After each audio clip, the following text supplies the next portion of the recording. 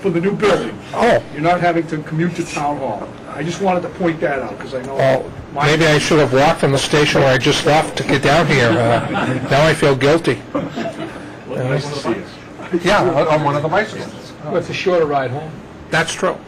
And you can go out for lunch now, right? Well, yes, I suppose I could. Thank you. Thanks, Chief.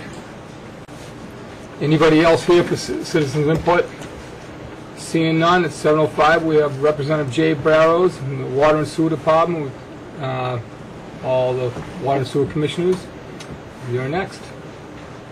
Come on up. Hi, Phil. Hi.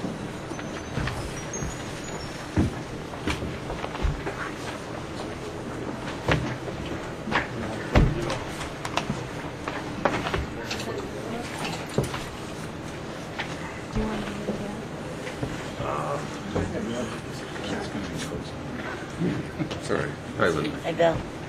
Hi, Jay.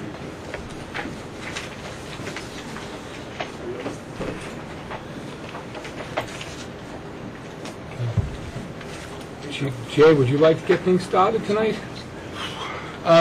Well, yeah, to introduce the chairman of the committee, Mr. Henderson.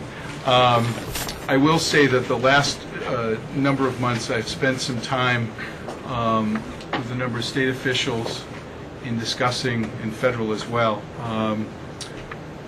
additional funding opportunities provided by those entities. I've had 2 meetings and also asked and enlisted the help of Representative Poirier and Senator Timilty to talk with Greg Bilecki, who is the Undersecretary of Business and Economic Development, to see if there's an opportunity where, with the sewer expansion in the 3 communities, if we could expect some help from the state, from the Jobs Growth Program. And we put together a scenario that showed, out of the original estimates, about 685,000 gallons of flow would be dedicated to commercial and industrial expansion, 400,000 of that over in Mansfield. We are also in the process, and probably will be adopting tomorrow, an environmental bond bill. There's a number of things that are kind of in the mix where we're ending up, our session is ending in the next 2 weeks, but the environmental bond bill has some monies in it towards helping us establish the regional authority. It still has to go through the governor. We're not sure where he might sit on that. There's also, I had a meeting with Representative Barney Frank to go through the plans for the 3 communities and ask for his assistance on the federal level. And he is going to be putting forward a request for some funds in December for the 3, for the 3 towns. And again, I think it will serve the regional goal. We've also chatted just amongst the 3 towns. We had a meeting last week with the town managers so that we can get a better assessment as to the cost by determining the capacity of each community. So we're trying to, finalize those numbers. I've had meetings with Wheaton College to see where we're at with them, and now that we've got it approved in the 3 communities, they are reviewing quite carefully the cost analysis on what it would be for them. And I bring Wheaton up only because they're such a large user amongst the total that it's important that we work with them to get them to come on board. That'll help spread the operation and maintenance costs across a wider base. So we've had a number of discussions, nothing concrete yet. Everything takes time. The governor has proposed creating a regional fund or a pool of money that would be set aside and created as a result of our tax revenues that exceeded projections for 2008, and that would be another resource for us to perhaps tap into. We are the only 3 communities that have embarked on this and have made it this far to the regional solution. So it's going well. It just unfortunately government takes a long time. I'd like to tell you today I have a $3 million check for the town of Foxboro, but unfortunately we haven't got to that point yet.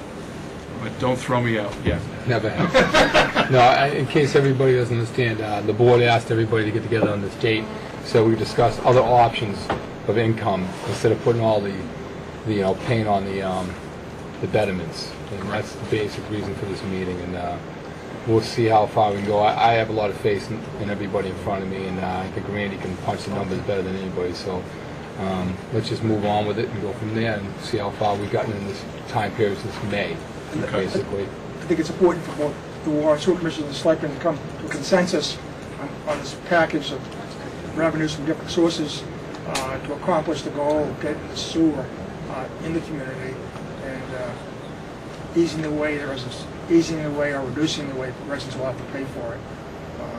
With the environmental benefit, and we'll get a number of streets repaved as part of the project, exactly about 14 miles of roadway. So it has a lot of benefits to the overall program. Exactly. Phil, would you like? First of all, I appreciate you having us in here to talk about the program. We've had some lengthy discussions about where we are and where we've come from. We're looking at, just for a little perspective, a year ago last spring, we had a program in place, and I believe the betterments are around 19,000. I think that all-in costs, based on Randy's spreadsheet, was around $23,000 a year ago last spring. Went to town meeting after a lot of meetings with neighbors and residents about the issue and other boards, and it failed at town meeting by one vote. We needed 2/3 majority, and it failed by one vote. This past spring, based on the marching orders we got from the selectmen and other boards to try to get those costs down, we're able to get the betterment costs down lower. The all-in cost, I believe, was around $21,000. So we were able to get a reduction in those costs, and we had many more meetings. We had more discussions with other boards, and if anybody was at the last town meeting, I think we failed by 300 votes. It was very frustrating from a board standpoint because we thought we put a program together that was beneficial to the town from an economic development, from an environmental aspect that Andy talked about, and that failed. It was an opportunity for the board to take a step back and say, how are we approaching this, and how best can we get a program in place that benefits the town, the people who need the sewer, benefits the economic development in the downtown area. As you well know, we've had a moratorium since 1999. We're at our capacity with Mansfield. We cannot do anything else with any additional sewer flow downtown and anywhere else in town that's deemed critical needs. So we're taking a look at it from the standpoint that I think the paradigm of going in and saying that the CWMP has designated X amount of areas in town, and because of a 5-year study, these areas need sewage. The homeowners and the residential taxpayers and the betterment payers have spoken pretty loudly that if they don't need it, they don't want it. And if they do have a failed system, then maybe they'll want it. It's something where I think no matter what kind of package we come up with, whether it's, this is my personal feeling, no matter what kind of package we come up with, whether it's 21,000, whether it's 11,000, or whether it's 7,000, people are still going to have that issue of, I just replaced my system, I'm fine right now, my kids have grown and move out, I don't need a system, so whether it's 7, 11, 14, we're still going to be dealing with those issues. And I think I'm being a realist, and I saw that, and that is my personal opinion. It may not be shared on the board, but that's what I feel strongly for. And I can understand in this tough economic times, people, with a number of people on fixed incomes, you have to be respectful of those situations. And I was not elected to the board to dictate to people. I'm elected to the board to try to do what's best for the town of Foxboro. In saying that, I think it is very important that we do something with our sewer program in town. We need to come up with some solution that addresses the critical issue that we have in town right now. We have a downtown area, as I said, that's at a moratorium. We cannot, you own a auto parts store and you want to put in a restaurant, you can't do it. We have people who come in and put in hair salons, we have to limit the number of seats they put in there. We're restricting their business because we as a town have not looked forward to say, what do we need for future development, whether it's commercial or residential. And I think all of these aspects benefit everyone in town.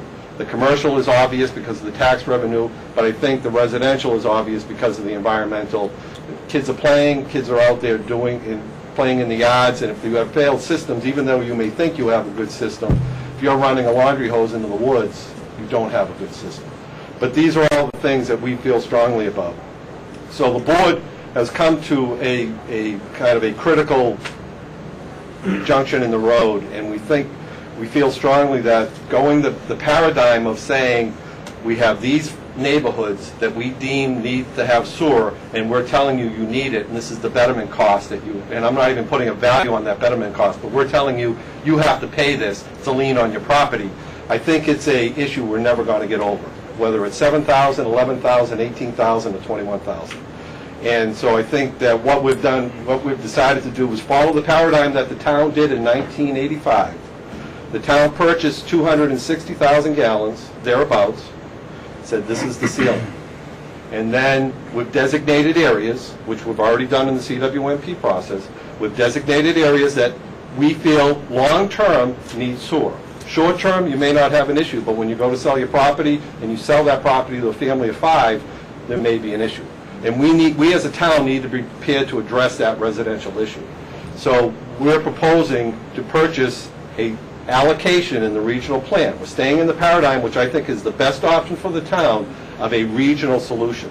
That regional solution builds on an existing agreement that's coming up on a 25-year expiration, existing agreement with Mansfield. We have infrastructure already going to Mansfield, and we have an opportunity to renegotiate that 25-year agreement that allows us to be more of a partner instead of a customer.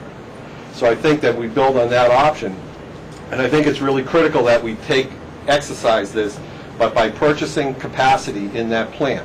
And that goes into what we want to talk about to you about, is we purchase a certain amount of capacity from the regional plant. We make that commitment that we will buy X amount of flow for that plant. And we also get a commitment that we're going to build a basic infrastructure in town, meaning we already have infrastructure in the center of town, we call it Area 11. We augment that with interceptors and pumping stations. So we're proposing that based on preliminary analysis, that basic buying of capacity and that basic infrastructure of pump stations and interceptors. This isn't addressing neighborhoods. This isn't going into anybody's neighborhood and putting sewer lines in. It's bringing the sewer lines to those neighborhoods, okay? And that would be around $18 to $20 million. Just those two pieces. And those numbers can go up and can go down. We feel that the 20 million will go down because we may be aggressive with the capacity we're looking to purchase, or we may be, the construction estimates may be lower. But I think from the standpoint, if we can get a commitment from the selectmen, number one, on that concept of purchasing capacity from the town, from the regional plant, and becoming an equal partner, and also building basic infrastructure, augmenting or adding on to our existing system that we already have. We already have the mains going to Mansfield. We're just enhancing our existing system. And then once we have that in place, then the Board of Water and Sewer, the Board of Selectmen, the Board of Health, the Planning Board, or any agency in town then looks at that capacity. A certain percentage of that capacity is earmarked for system failures, emergency hookups. You have a house that can't replace their system on site. You have a certain amount of capacity for economic development downtown. You have a certain amount of capacity for those residential areas that were identified. Now, those residential areas may or may not ever hook up, but you at least have the capacity. And I think history has showed us that we bought 250,000 or 260,000 in '85. When people see there is capacity, you build up to that capacity pretty quickly. So I think that I appreciate the commitment of the selectmen, at least to discuss some sort of program. I feel strongly, and I'll let Renee and Bill speak if they want, and Leo, I feel strongly that we need to commit to the regional concept, and that commitment would be to purchase the capacity, or capacity that the town needs. And then, and those numbers are there, but it's just how do we fit those pieces to the puzzle? Is it 100,000 gallons? Is it 200,000? Is it 300? Is it 400,000 gallons? Those numbers are interchangeable, but it needs to be from a commitment standpoint of what you think. If you think that this is a concept that is worth pursuing, or do you want to go back and take that other fork in the road that says, let's pick 6 areas, let's tell these people they need to spend 21,000 at least on betterment costs, because they are. And that was the paradigm that I was hooked up under in Sears Estates. So I thought it was a good deal. You know, I'm just saying, given the current tone and tenor, I just think it's just going to be spinning our wheels again. We're going backwards. The first one we lost by 1 vote. Last meeting, I was lucky to even finish my presentation, and I got booed down. And I'm a big guy, I can take that. But I just don't see us going forward. And I'm being a realist. I'm realizing that, you know, it all comes down to town meeting. It all comes down to the people voting, and all of us are in a position that if we don't listen to the people, you know, then we're not going to get anything accomplished, and we probably won't be here discussing this. So I don't know if Renee and Bill... Well, Phil, one question. Randy, I directed to you. How would you finance that $20 million? First off, I'd like to say I can't speak any better than the town manager, the chairman of the Board of Water and Sewer, and our esteemed Representative Barrows has spoken to the need for sewer and why a regional approach is the best option for the town. I think they've all done, for over a year now, all done a great job speaking to that. What I came prepared to speak to today was, I think, the issue that's impeding our progress here is the pocketbook issue. I think I viewed the Maytown meeting actually as more positive. Maybe that was just characterized. I thought it was very positive. I think we advanced the ball up to about the 20-yard line, and it really came down to the pocketbook issue. Again, I think most people, I think, understand that this is probably the better option, but it's a matter of affordability. So there have been several discussions with all of the folks involved here that have occurred over the last few months, and I just thought I'd try to crystallize that for folks. Speaking to your question, Mr. Chairman, about, you know, how can we bring the price tag down?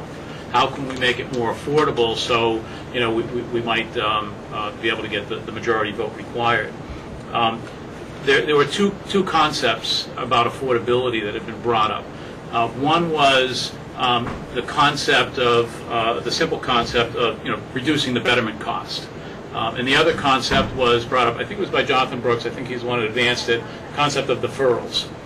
You know, for those who, for whatever reason, just put in a system, hardship case, can't afford it now, but to be able to provide homeowners or lot owners with the ability to defer when they actually had to you know, come up with a betterment fee. So those are the two concepts that are being discussed. How do we reduce the cost, and then how do we also, for another group, how do we defer when they have to actually commit to the program, maybe by a substantial number of years, maybe like up to 10 years.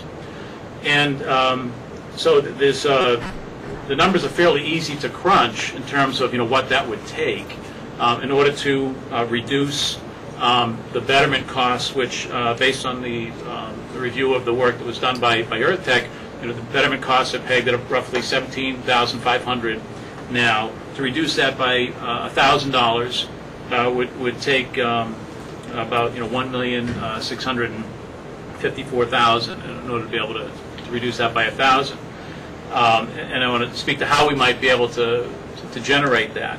But then, as far as the deferral piece, to allow for one deferral, meaning somebody who says, you know, I just put the system in and I can't afford it now, you know, talk to me in 10 years, that would cost about $1,174 a year to accommodate that, to accommodate what we would be expecting in from that from that end user, and would need that for 10 years. So you need $100,000 a year, or $100,000 a year would accommodate 85 deferrals.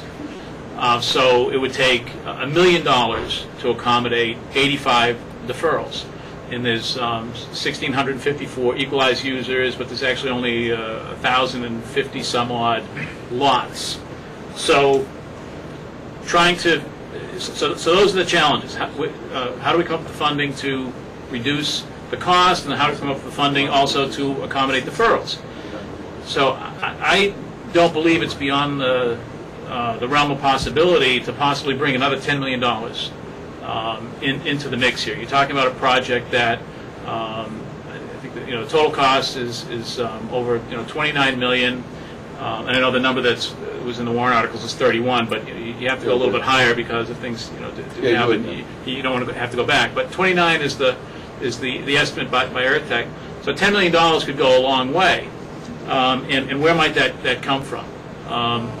I don't want to put our rainmaker here on the spot here, but I know he's been working hard at trying to pull in a few $1 million, from the state through various sources. So that's a possible funding source. A debt exclusion. I know nobody likes to talk about that, but not a big one. A modest one. Maybe something in the range of $2 to $3 million, which would cost initially out of the gate the average taxpayer from $30 to $45 a year. Obviously, that goes down over time to $23 to $30, as the bond amortizes. So $2 to $3 million in debt exclusion. The Kraft organization initially committed to build a $7.5 million plant, for the town. If the town could realize some fraction of that, in discussing, the value that was given for what they had initially committed, and then they wouldn't necessarily be required to build a plant. They could, make some sort of cash contribution. And then, as I do recall, in the agreement that was struck with the Kraft organization, we have 50% rights to the advertising on the reuse tank on Route 1, and I don't believe it's a stretch to assume that could actually be worth over 20 years, easily a couple $1 million. That's only $100,000 a year, and based on some analysis I had done back when that was initially proposed, I don't believe that's a stretch at all, even at the town's 50% share. So between those four sources, it's not a stretch to get to $10 million. And how might you use that? And just for discussion purposes, I'm just throwing this out there, to apply it back to reducing the betterment costs and accommodating deferrals. My recommendation is, if we could raise that kind of money, is to split it between the two.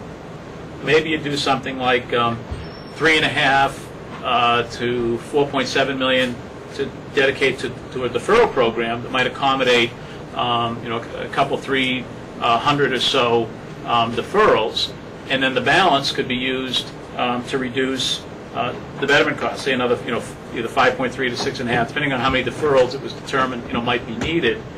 You could then bring the betterment costs down to, $13,500, $14,000 range, which I believe is competitive based on, some of the things that we've heard at the meetings. Including the all-in? Not including the connection fee. Again, we're focused on the betterment cost.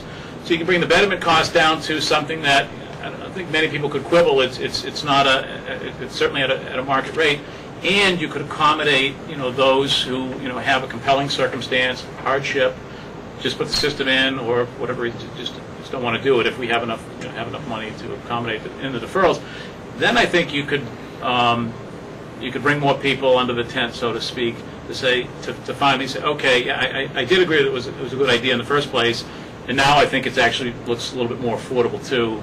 Maybe I'll go for it.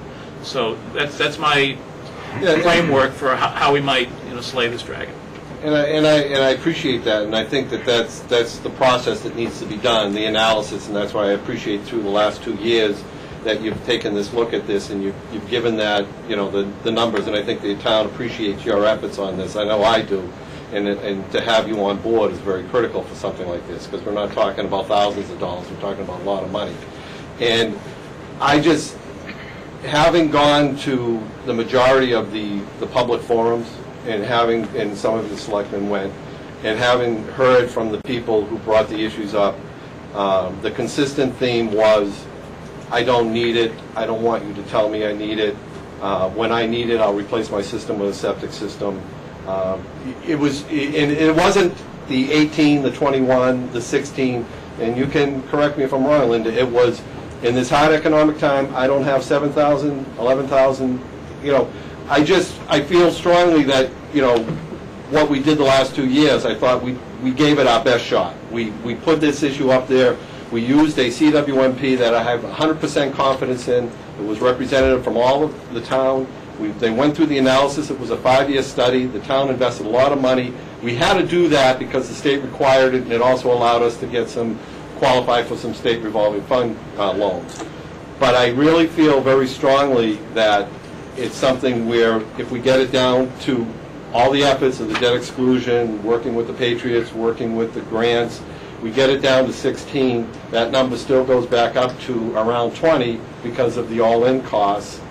You're still dealing with the same issues. And I think your construction cost of $29 million a year from now is going to be higher because of gas, because of the economics, inflation, and contingencies. So I really feel that is a lot of effort to get down to a number that I still think is going to be an issue. And I see Linda nodding her head, and she can speak if she wants, because she attended a lot of the meetings, and I give her a lot of credit because she was there talking with people, and that's really where, you know, we really got that sense. We marched forward. We thought we put together a good package. We worked with the Representative Barrows, and I think even if you get it down to 16,000 betterment, then you add the 4 for the all-in cost. And I was saying, not to interrupt, but you know, I think you could, if we could raise this kind of money, we could get it down to 13,500, 14,000. Then, Phil, so, if you go 10-year deferral, people are going to need it sooner or later than 10 years. That's what I think. That's. well, remember, we're buying a fixed capacity, and those deferrals are not using the system, but the other users are going to have to pay that fixed cost for that capacity to hold it for those people for 10 years. Well, maybe that's something. So when someone waits 10 years, do I, as a Board of Water and Sewer Commissioner, to make it fair for the people carrying that not for 10 years, hit that people with a escalating fee, or hit them with a late fee for buying in later on? It defeats the whole purpose of, I can't, if it costs you $15,000 and you defer for 10 years, is it still going to be $15,000? Well, that's what we're going to work out. Okay, no, I know, but these are the things you have to look at. You have to really look at that. It sounds good, but you have to look at it also from the standpoint, say we have 100 deferrals. Who's going to tell 101 that they're not going to get the deferral? Who's going to be in that situation? I can sense the frustration in your voice because you've been dealing with this for a long time, as well as all of you, and that's why we're here to help. All right? Maybe they still have to pay a monthly fee, even though they have the deferral. I think Randy can figure out any number we ask him. Yeah, there's different ways of doing it. But that's in the structure. That's why we're having this to discuss how we're going to do it, not discuss how we're not going to do it.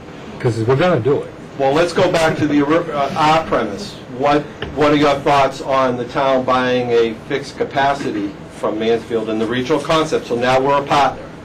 We get to take full benefit of that regional plant, and then we commit to building an infrastructure that lays the groundwork for the residential and the commercial in the future. Then you have a neighborhood that maybe 10 years from now has massive failures. Board of Health recommends that they get hooked onto the system. Then you have a motivated client base instead of we telling somebody that they need it. When I feel strongly that long term, the CWMP is accurate in that long term they are going to have issues, but you're never going to get over the immediate thing. My roof's not leaking, so why are you telling me to replace it? Well, the thing is, it's time. Randy, don't get mad at me. No. There's time for, I think, a joint committee to be formed in this issue, where you've got to figure out what is the benefit to the center of town. If we're going to be able to, because I'm on the zoning board review committee, and we're talking about changing the zoning in town so that you can have apartments, mixed use, above all these buildings, similar to Mansfield, which they need the capacity to do that. Once that happens, you're going to have an explosion, I think, of development in the center of town. But what is the added taxation to the town? We need to know. What's going to work as far as, is that going to reduce the number? There you go, Randy. There's the number. I was just going to say, I mean, what I appreciate where you go, Mark. You're going, what's in it for the town, beyond sewer to help them buy into this, whether it's buy into a debt exclusion or buy into the program in general. I think it's already been discussed before. There's going to be several miles of roads that are going to be improved, curb to curb. I think that number alone actually may equal or exceed the debt exclusion amount that at least is being suggested. So if that component there justifies the debt exclusion alone, everything beyond that is a plus sign after that, which would include, as we all know, the fire station. The value of that property, will increase significantly if sewer is available to it.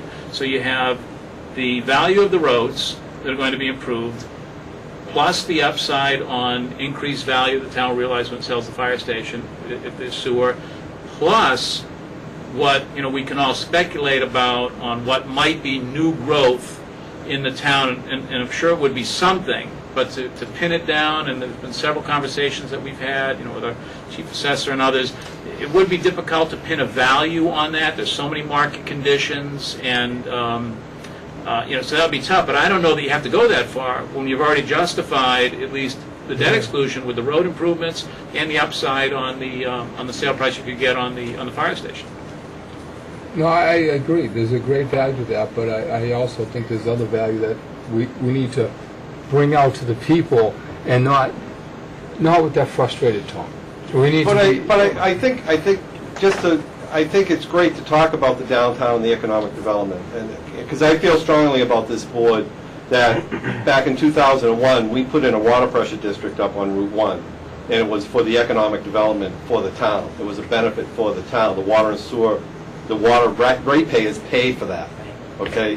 It was a water project. It was for economic development. It was a benefit to the whole town.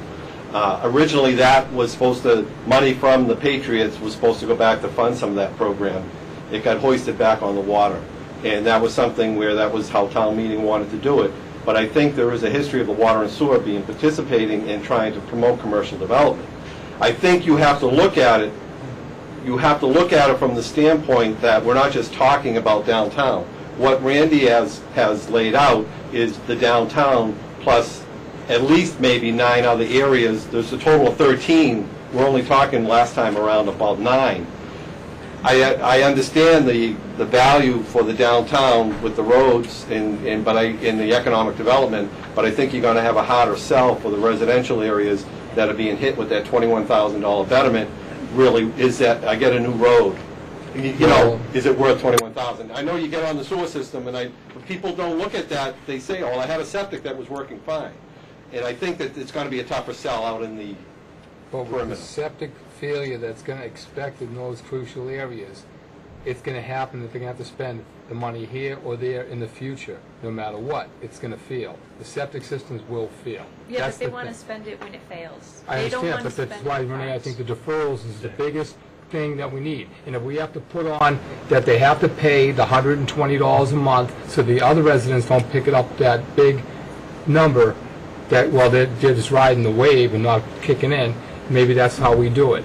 But I think we can work through this. I really do. Linda, did you have a question? I think that they do have a committee, that this committee has been working on this for over a year. I mean, you could say you could argue back since 2001. Yeah, 1999, Yeah. probably. But my only question is, when we voted to go in with the regional, does this work? What Phil is suggesting, that we purchase the flow from Mansfield still, and become partners, Right. still in Yeah, I think national- what the goal of the regional the regional, yeah, the sorry. regional group, which is Mansfield, Norton, and Foxboro, with Easton. We've had conversations with the town manager there about Easton coming in as a customer of the regional authority, obviously Wheaton. What we care about as a region is what are the capacity needs of those communities. And what we've been relying on since the inception of the discussion, we presented to the state to get the waiver, presented to the state to get the earmarks so we could do the study to see if we could put the water in the ground where we needed to, has always been capacity. The infrastructure that needs to be developed around that is up to the community, and that those monies would be borne by the community. I think just one point that I'd like to just put out there is, what's the cost if we don't do something? What's the cost of missed opportunity? And what has the cost been in missed opportunity? And we have.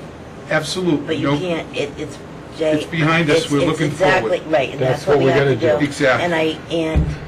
And Phil knows my feeling on this whole thing, and it's the pocketbook. And Absolutely. it's people getting laid off every day, and it's bad times all around. But Right. I have faith in, obviously, Randy. Yep. And even though it sounds like frustration from these folks, they're going to get this done. And you have my support in anything that you can do to take the burden off of those 1,100 people. One of the things that, too, just if I could, just one more thing, Mr. Chairman, is the state revolving fund. There has been a bill passed in the Senate that would reduce that interest rate charged to the user from 4% to 2%, which is huge over a 20-year period. And one of the things that we, tend to lose sight of is that betterment is paid over a 20-year period. And granted, no one wants to be faced with that bill, but 20 years without having to go to the bank, without having to ask anybody, it's done, it's 2%. And unfortunately, like many, we've all seen an absolute evaporation of any equity that we have in our homes right now. And so when that septic system fails, and there isn't an opportunity to tie in, people could find themselves in even a worse position from a hardship standpoint of, now what do we do? Whether it's tactics don't work. No, I know, and I'm not trying to They're scare going to have to change rate. They're going to have to write the check right then and there. Right. And now Right. you're going to have to get your own finance at a high interest rate. And then- that's why I think the way this is being explained right now, to me, I think a lot more people understand clearly. Well, we didn't have the opportunity of the time that we've had in the last couple of months to hear from the community as we did at the town meeting, and also be able to take our story to Congressman Frank and Right. Bilecki, the Undersecretary of Economic and Business Development, to share the vision of what will Foxborough look like in 20 years with it, Right. what could Foxborough look like in 20 years without it. And, I feel strongly that the regional, and I think everyone agrees, is certainly by far the best bang for the buck if you're going to make the investment. And the other communities are anxious to, understand what the capacity is, how you handle your infrastructure. You have my assurance that I will continue to work as hard as I can to convince as many people as possible that this is a great investment, not only for Foxborough, but for our region. Right. I mean, that's what it's about. Yeah. And, gas at $4 a gallon, and we're going to see, you read stuff about the exodus back into the cities and back to areas where people are closer to things. I mean, is downtown, maybe that's going to be part of it. We're seeing it, that duplicated up at Chestnut Green. If I could just add, Mr. Chair. Paul's been waiting. I was going to ask if we could perhaps get just a one-pager description of what you proposed today, because that would just help us, I think, shop it around, talk to people around town, so we really get it. Just very brief. Yeah, I don't see a problem with that. The only thing I was going to add is that commitment to the regional concept is this fall.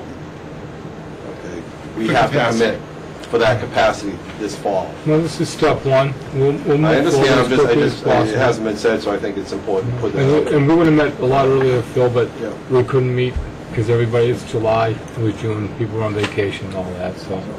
Do you need town meeting approval for that, or is that just your board? For what? To make the commitment? Town. Town meeting. Town meeting. I would think that when it's all said and done, we would need town meeting. Okay, yeah, figured I'd ask. And the other question I had is, I'd met with Jay a little while back, and I think it'd be nice if our board is, all five of us gung-ho, one way or the other, either we're going to be for or against it, more emphatically than we might otherwise be. So to that end, I have a list of 15 questions, which are probably really dumb questions that I don't want to get into today. But is it possible to, meet with, any one of you or with Leo on, I'm off on Fridays during the summer, and just chat for an hour, or maybe even take a tour of, where these birch trees are, and that sort of thing. Is that? I know you're retired, right? So Oh, yeah. maybe I can bug you on a Friday. What birch trees? The birch trees that Jay talks about replacing with a little pipe in the That's front. right. Oh, Birch trees. yeah. So, if I could, bother someone on Leo, I know, has got a vacation coming up, okay. but, you have my number, you can call me and talk to me if you'd like, or anybody. All right. Because I'll probably do that because, I'm sorry, just, I really do want to be, very, out there supportive, or not, just based on, where we're going, and that would be very helpful to me. Thanks. James? No, Paul, I'd be interested. Go ahead. No, I'm done. What's the capacity, the proposed commitment? 650,000, isn't it? No, I would think that based on the 18 to 20 million dollar with the infrastructure and we're looking at around 400,000 gallons. Was that the same number that we had at town meeting? What Yeah, it the was around 365,000 was the number. If that got approved at last town meeting, it would have been 365,000 gallons, which would have addressed 9 areas. Okay. So we feel that the 400,000, For 25 years, is that still the same? 25 years? I think it will end up being 20, I think it's 25 from now to get to the end, but and that would, look to address downtown and mostly Area 11, which is mostly the downtown area. So, Can you separate the cost of the commitment from the cost of the infrastructure? yes. And that's why, yeah, what you're looking at here is what we've been kicking around is the infrastructure cost. The capital cost is where the capacity is separate. And that would be billed by the regional authority or the regional sewer commission district back to each individual town on a percentage of what the plant expansion equals. I was with you until very recently. Okay? $19 million or $29 million. Infrastructure. Right. What's the cost of 360,000 gallons of commitment into the regional program? Leo's got that number. 400,000 gallons, it's around, this is based on their numbers that were from '07. This is CDM, Mansfield's, it was last year's numbers. For around 400,000, it's around $8.5 million to buy that capacity. Okay. And how is that paid for, Jay? Through the operation and maintenance of the plant. The regional commission bonds it and bills the community for that capital cost percent. So And then they distribute that bill back through to the customer on a user base. One-time fee? No. No. What What he's saying is right, but I don't think it's relevant. Go ahead, try it, Bill. The money that Jim is asking about is in the figure you're talking about. Right, 8.5 million to buy 400,000 gallons. It's around $6.5 million to buy 300,000 gallons. Bill, that's included in what number? In the, 18 to 20 million. That's, okay, that's what I'm that asking. was not 18 to 20 of infrastructure, that was the combined It's number. around 10 million of infrastructure and around 6.5 to 8.5 of buying capacity. All right. Just for pencil to paper, discussion factors. I mean, one of the things I was looking for tonight from the selectmen, and I realize it's been a long time since we last met, but there were commitments at town meeting and there were commitments and discussions about towards a debt exclusion. And I think that based on that 18 to 20 million, even using the discussions or the paradigm of what Randy was talking about, we have a 18.5. How do we get that number down that we can fund it through debt exclusion, through state grants, through signage revenue, through Patriots discussions, you know what I mean? How do we get that number so then we have capacity and a basic infrastructure in town? And that is what I think is more feasible about trying to get a sewer program in place. I think if we try to do it neighborhood by neighborhood and do the 9 zones, we're still going to be dealing with the issue of, I don't need it, I don't want it, leave me alone. And we heard that very loudly, and Linda was at the meetings. I We're all took the there, meeting. Phil. We're all there. Well, no, I'm talking about at the McGinty. Yeah. The whole process, I had black hair and I weighed 180 pounds. I just want to tell you, it was brutal. Don't quote him on that, Frank. So I think it's very important to understand, it was a very, very tough process. And I respect the people that showed up, and I respect the people that gave their opinion. And maybe it's being misconstrued as frustration, but it was a very hard process. And I think it's something where I feel strongly that the best thing to do is what we did 25 years ago, purchase a capacity, build a basic infrastructure, which is what we have already done as a town, and we were successful. We've just maxed that capacity out. We need to buy more capacity and then build to that. Build it and they will come. You have a motivated client base, and I think the reality, and Jay's right, and I think Jay's right, what is the cost of not doing something? What is the cost of having a little leak in your roof and not doing something? James. So, No, that's fine. Thank you. Yep. That's, Now, if I could just add one thing, having said Jay was answering the wrong question. What Jay was describing, and you can say it again if you like, in case I misspoke. No, go ahead, you try it. But the way that $6 to $8 million comes back to us is it's already going to be SRF money on the construction of the plant. So it'll be built to us over 20 years. And that's what the question Jay was answering. I think just one other thing to put in perspective, and Leo, could you help me with the number? We recently, Foxboro was billed, or is being billed, or is on the hook for the redo of the plant for what exists right now, of what our expense or capital cost of retrofitting the current plant as it exists, and that is how much? Is it 11? Next year, that's in the tune of $900,000 Okay, a year. a year. For how many years? 20 years.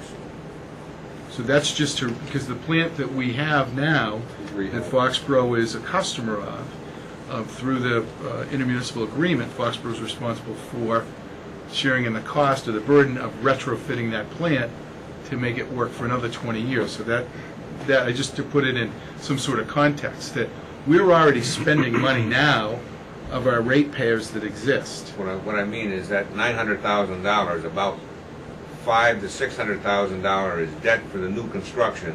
The remainder is the semi-fixed charges for operating the plant that's related to the capital investment. So that gets us out to about $11 million, I think, over 20 years for the retro.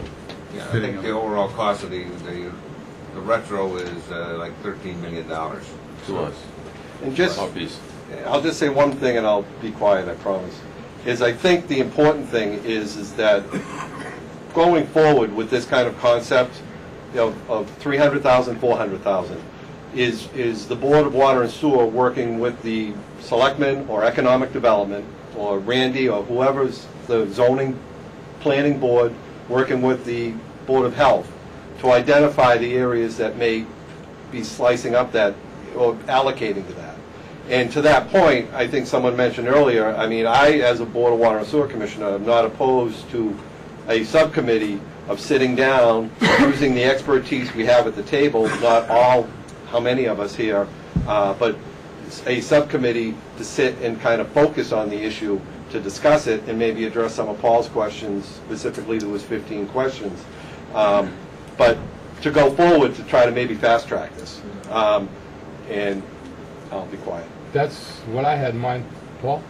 You're right, and this board did make a commitment back at town meeting, and even before that when you guys sat in front of us, and I think this board's failed recently. I mean, obviously it's tough to coordinate everybody's schedules, but you guys have done the legwork on it, and I think we need to get moving, Mr. Chairman, and whether we do it as an entire board or as a subcommittee, we got to work on this. Like Phil said, we do kind of have some deadlines coming up in the fall, and I appreciate your candor and the realization that there's a big backlash against any type of forced contribution through a betterment fee, regardless of what the number is. But I'm also intrigued, Randy, at this debt exclusion conversation that we've been kind of having over the last few months. And I just wanted to make sure, just so I get a framework, you had mentioned, I think, a modest debt exclusion of, what was it, 35? 2 to 3 million. Which translates to, if it's 2 million, it would, the cost per average taxpayer, it would be roughly $30 per year. If it was 3 million, it would be roughly $45 a year. And then that declines over time as the note amortizes.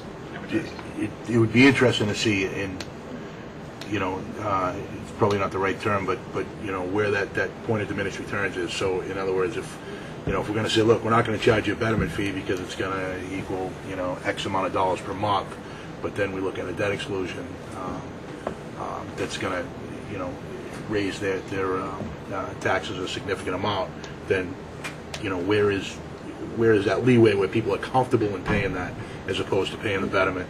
Right. If they, if it was a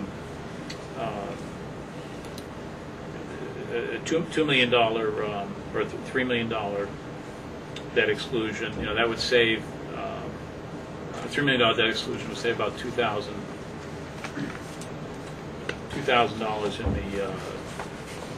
in the betterment cost, and then the annual cost to that would be $45.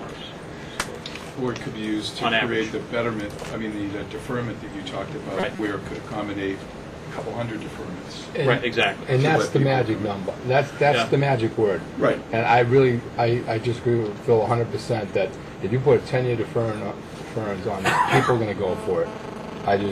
I've talked to a lot of people, and that's the biggest problem. In 10 years, you know how many houses that we're talking about here are going to transfer ownership in 10 years, and they automatically get a hookup when they transfer ownership? I bet you 60% of them. So, you know what, Paul, you saw set, Paul? I'm sorry. Yeah, and you're making good points, Mark, but I think that they've come to a realization that, I mean, this has to pass town meeting. And that's why I'm going to make a proposal, a motion. I make a motion that we make a subcommittee, including Linda Walsh from the Board of Selectmen. I don't know, we obviously want water and sewer. I don't- Absolutely, your couple representative members, of Water and Sewer, Randy, absolutely. and Jay Barrows. Let's get a number. And 2 to 3 citizens, if we can get 2 to 3 citizens from, If they want, that's a great idea, Linda. You know, that we put together a subcommittee. say what you... Yeah, I would recommend John Brooks. Oh, John Brooks. He's someone who was on the Okay. CWMP, someone who is a past member of the Board of Water and Sewer, someone who I is thought Bill would really... want to do it. No, I'm not, I'm talking about the citizens. Okay, It's citizens, someone okay. who's very intimate with the process. He has a way of thinking outside the box, and that he's also been working with Mansfield. So he's someone who's familiar with the process. I mean, we as a board will have to decide as far as our representative, and we'll, But that way it keeps everybody up to date.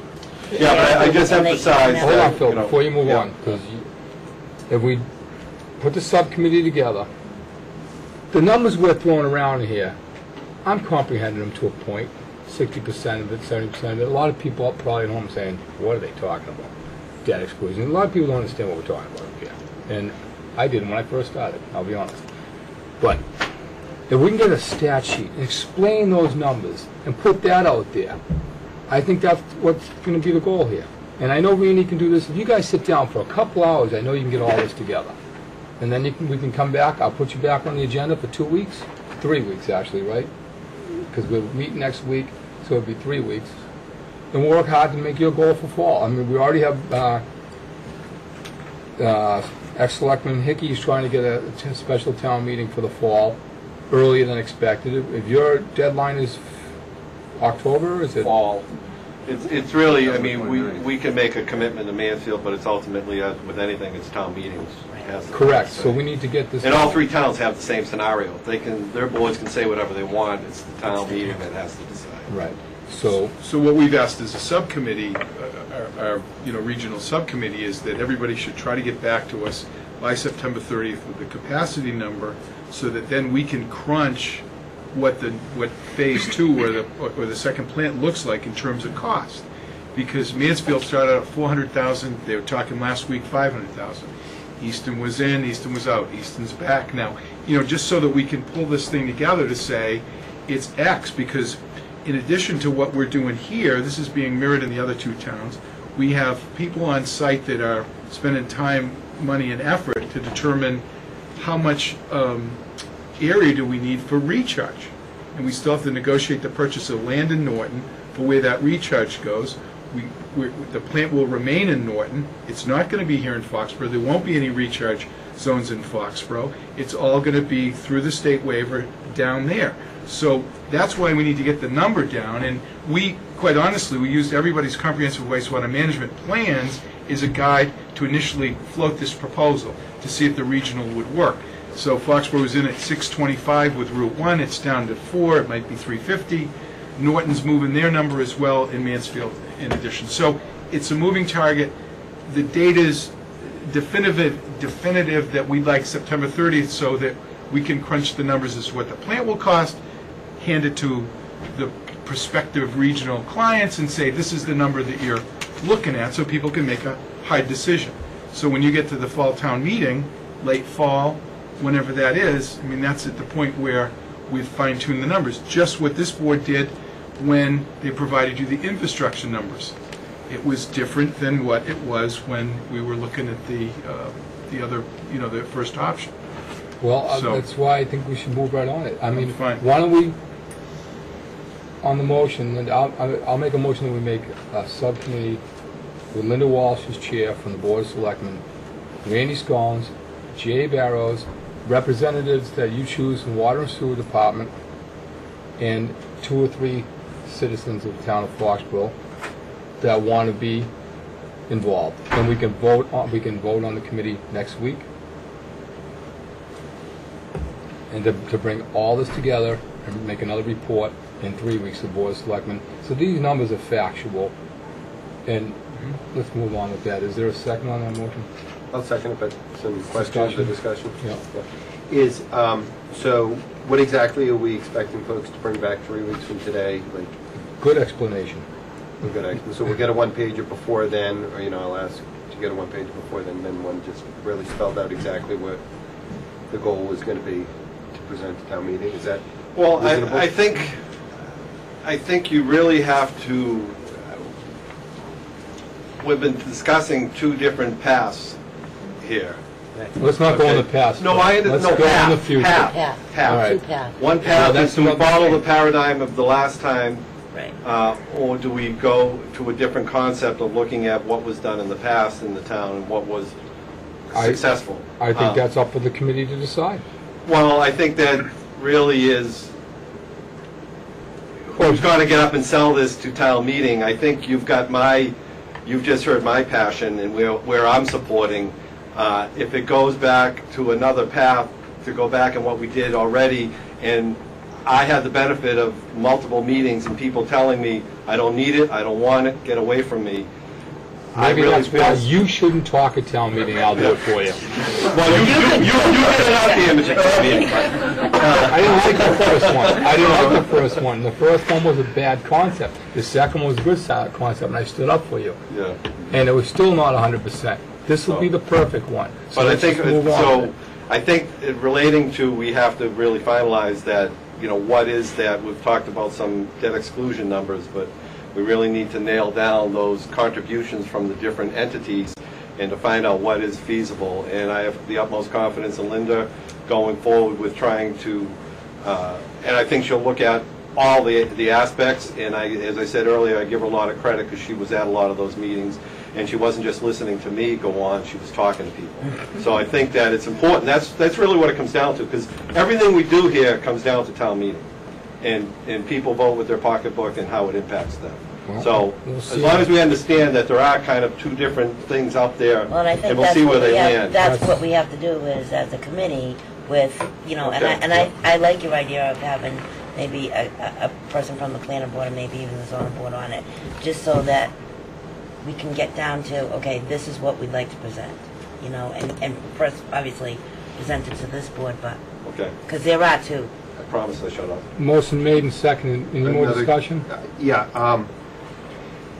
I think it would be really helpful if, over the next week, we try to think of folks who really were outspoken against it, because it'd be nice if they were on the subcommittee. Right. Because I already have a couple. these same people are going to get up at town meeting and say, I don't like it, and they carry a lot of weight, and, they have some good points. So I think that would be... Bert's on vacation. So, but anyway, just a thought, so we'll, a good identify, idea.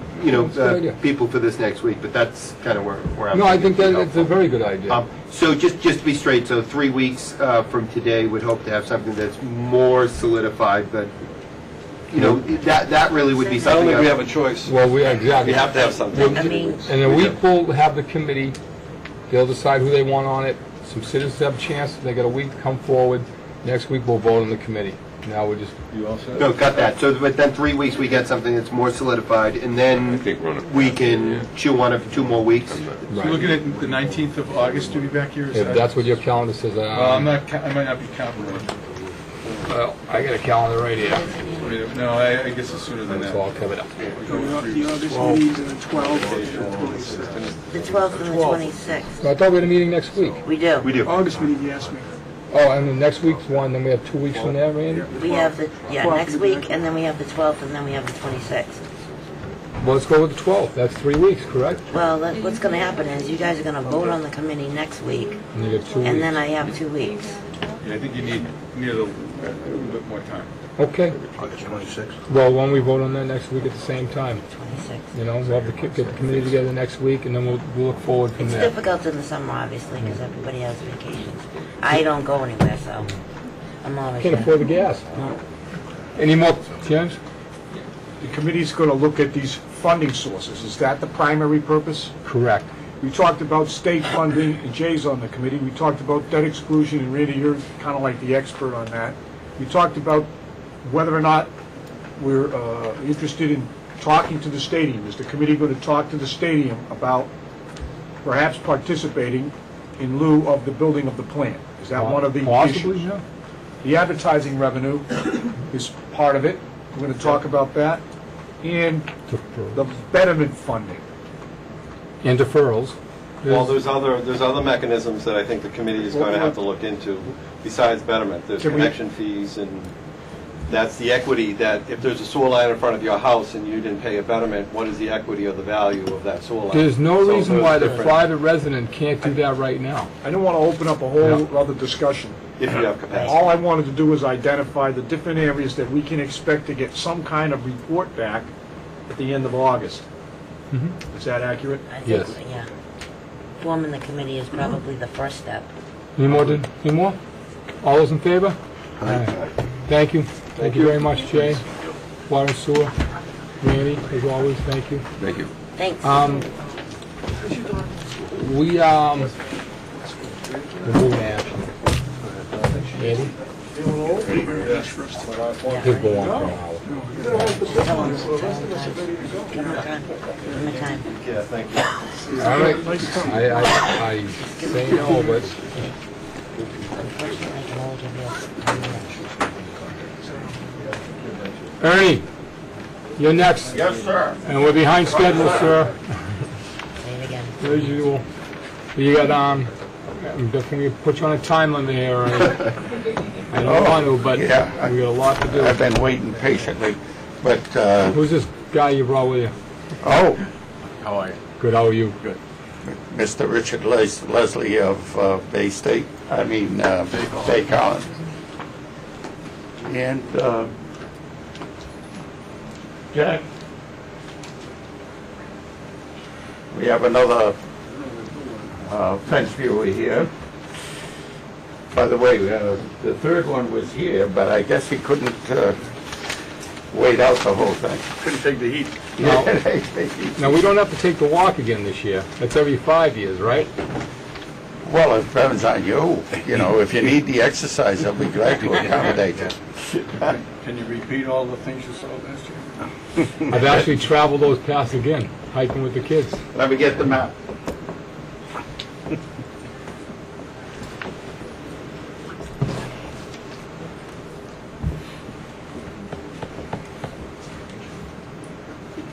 Just so the audience knows, we're going to go to what I call the action after this to get this out of the way, because we're going to have lengthy discussion on the next subject. So I imagine if you want to relax for about 20 minutes, you have time to do that. All right?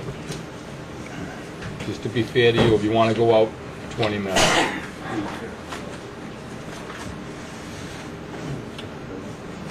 That looks great. Good. There we That go. looks great. Where's my picture, Ernie? I had a couple of it. Yeah. We're going to have it on this phone. We lost him. Where do you go now? Rich, you got to help him. This is a map, the same as this one for display purposes, so, Nice. you know, and this is another map, a little cheaper quality, can be used for copying. And this is the preambulation document, and this is a loose one, so it could be copied. All right, and then we're leaving you a copy with a map that you can look over.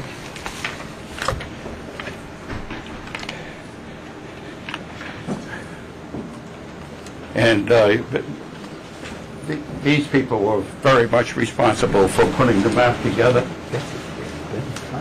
And I guess Jack has been one of the reviewers that looked it over for historical purposes.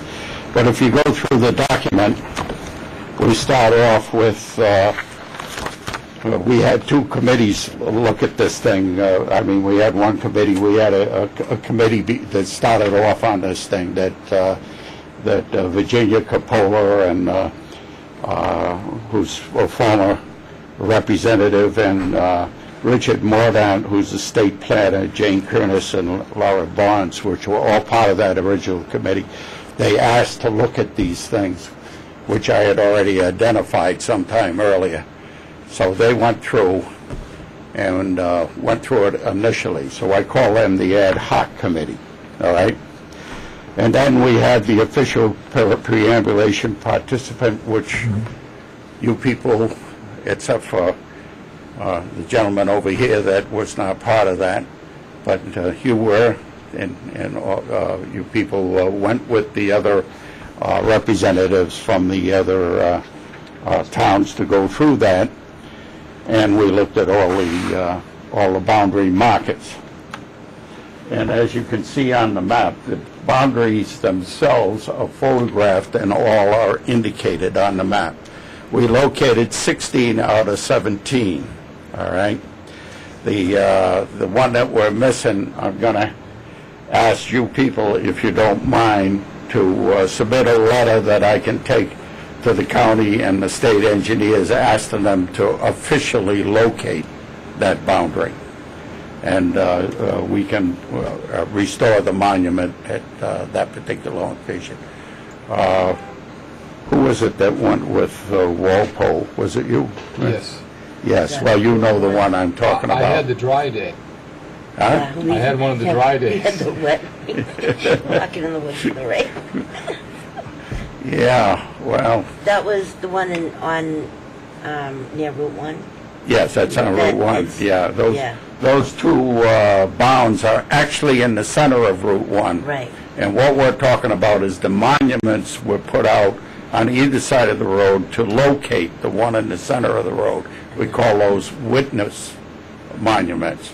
And witness monuments actually come out to be more important than the one in the road, because nobody's ever going to stand in the middle of the road. Right, right. Well, they can, but Not God for bless long. them. Not today, they're not. But you'll be able to find the witness monuments, so that was part of it. As far as the map is concerned, I'll have Richard get into a little detail on that. Why don't you come up here, Richard? And Richard, Pauline's full name for the record, please. Richard Leslie with Bay Colony Group. So what, I have about an hour here? we'll be murdered from behind. Ernie came into Bay Colony, I think, early in 2007 and asked us to help out with preparing the map for the perambulation. I think you originally met with Bill Buckley from our office, who, an intelligent guy, he's a registered civil engineer, said, oh, this is a survey project, so he passes it over to me. And that's how we ended up doing it. When he came, I think it was January, February, it was early in the year, he came in with a lot of information. A lot of these points I think were already walked by several people here. He had some history on a lot of the corners. And what we started doing was compiling that, along with getting copies of the 1904 Town Atlas, copies of the plans for the alteration of the northerly boundary along Walpole, and just started compiling all that information before we ran out. What Ernie's goal was that with using GPS we could zip out there, locate the monuments, and map them fairly accurately, and that was our objective. But when we hit the ground, the first time we went out, I think it was June of 2007, and full leaf cover. And the thing with GPS is you need clear sight to work with the satellites. So we located everything, had a positional quality. It ranged pretty poorly in some instances, 8-9 feet. That would be a circle. If you were to draw it around, it could be anywhere in that circle. And so what we did was our goal was to go back out of the fall, last fall, but before we knew it, it was winter. So we went out, I think it was April of this year, we went out before the leaves came back out with the GPS again. It had much better success. A lot of the monuments improved in positional quality from a half a tenth to 5 feet. So it was a big difference, and what we did is started pulling together different GPS surveys we had done in abutting towns in different parts of the town of Foxboro, And when we pulled it all together, we were actually surprised that probably out of the 16 corners that we found, we had really good control on, I think maybe about 10 of them at the end result. That I was very happy with. And we have some that it didn't matter, especially in the state forest. It just doesn't matter what time of year. Very difficult to get those. And one that we're not quite sure about, Longstone. We feel confident. We think we're in the right area. He did find the actual drill point for Longstone. Oh, really? So I believe it is. Wow. The atlas pretty well confirmed Yeah. it with the stone. Yeah. I mean, you really have to scrounge around in the mud and the dirt, and as you know. Yeah. Yes. You mean that literally? Yeah, literally. We do it figuratively. Yeah, well, I should have dragged you through the swamp a little bit more. You did. And so at that point, we just started crunching the numbers and pulling all the data together and preparing the map.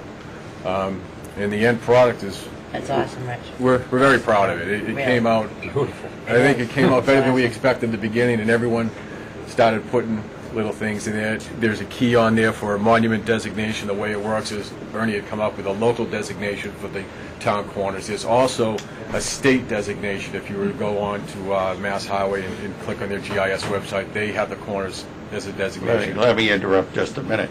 You understand there's two W's, Walpole and Rentham. Yep, And there's two W1s, so I was on the W. that was the reason why. It does get confusing. And then there's some of them, the final designation, it talks as from the designation out of the 1904 Town Atlas, which was the description of the monuments were incredibly accurate. I mean, they described them to a T, and the location, once he knew where they were. Once you could get there and you're reading the description, you're looking at the monument. It was very nice. Yeah. Just so long the leaves don't get in the way of your GPS sighter. Yeah, that can do it. But like I said, most of the corners we did very well, and some it's fine for mapping quality, and that was the goal, was to map them. You obviously have to walk the monuments and walk the town boundaries, and that's your job. Yeah. And the only other thing I like to throw is an unexpected thing, but it worked out good, I thought, was as Ernie was bringing in his notes, he was handing them to Noreen Kelly at our office. And Noreen actually sat down and pulled together, working with Ernie, doing the report, doing the compilation, and doing the editing, and did all the graphics, which I think she did a really good job. So it really ended up being what we thought was probably not going to be an all-inclusive project. It really ended up that way, and I think the end product came out pretty good. Yeah, and you've got to thank Bay Colony, because they spent a lot of their own time and effort and expense.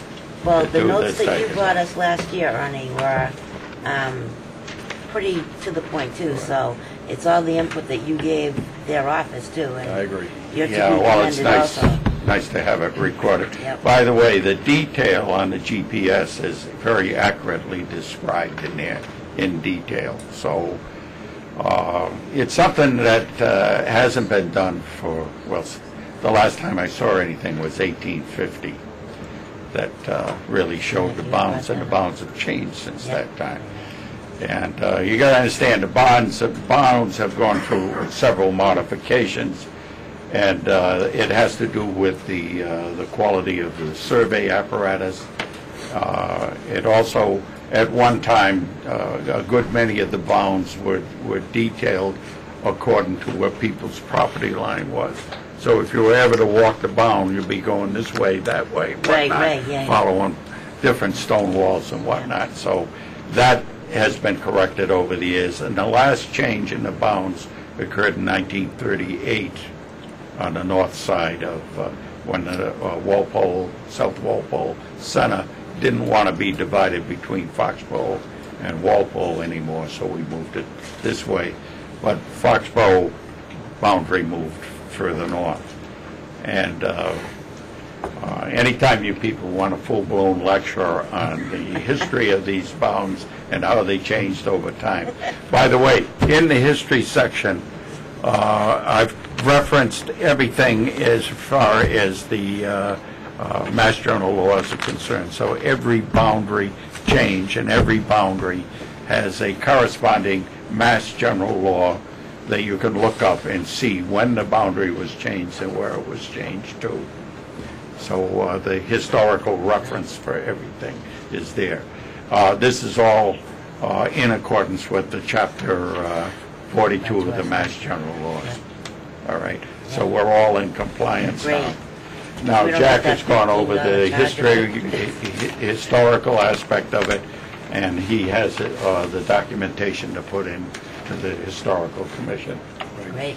But I think the great advantage of this, and I mean, this is all volunteer work on Ernie's part, but this becomes the definitive document that from this time forward is the reference. And it's an incredible piece of work. It's not something the public interacts with every day, but when push comes to shove and you got questions, this is it. I would point out that many years ago, a similar work was undertaken when we had Emil Forensic on the CEDAR program, researching all the streets. And he put together a book, back then, all hand-lettered for each street. But the origin of each street, the date it was laid out, the date it was named, widened, curved, whatever. And, of course, now the additions to that are all computerized. But it's just the Bible, if you will, about streets in Foxboro. And it just is an incredible reference, again, that will stand the test of time. Because this work came from original documents. And what I'll have finished sometime next year is the work on water rights and the origin of each stream, the lakes, the ponds, when they would end up, why, by whom, controls them. So I think it gives us three very, very key pieces of historical data that will just stand, as I say, the test of all time. So I think Randy deserves an enormous amount of credit, but like anything else of this nature, without Bay Colony, we don't go anywhere. Right, it's true. Yeah. Thank you all. Paul, anything you'd like to say? No, I'm just glad we don't have to walk again this year. 2.5 weeks of poison ivy to get rid of that. Well, so long the ticks didn't get to you. Thank you, guys. Paul? Thank you. James? No, thanks a lot, Richard. All right. Ernie, Yeah. thanks for See you all. Great job. Guys, thanks a lot. I think that's Huge, one of the huge. nicest things I've ever It is, seen come it in is. front of this office. I really mean that. That is Okay, one. you got your own copy here, so. Now, does the chairman get to keep the book that's being passed around? Sure, yeah, the one I gave you, we can, yeah. Give me my book, Paul. By the way, he has documentation there. He has a map I gave him, and he has a loose copy of the file so that you can get copies of your own. All right? Thank you. All right, Thank you very much. All right, thank you. The dogs are barking. The doors are barking. Oh, no, the action's Yeah. barking first. Nope.